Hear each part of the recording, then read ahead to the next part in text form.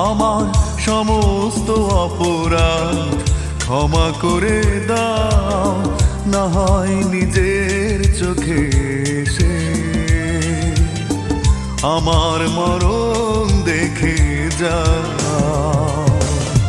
কি হবে বলো এই জীবন রেখে, আর যে জীবনে নেই তুমি, আছে শুধু কষ্ট তোমাকে না পাওয়ার। আমার সমস্ত অপরাধ ক্ষমা করে দাও, না হয় নিজের চোখে এসে আমার মরণ দেখে যাও।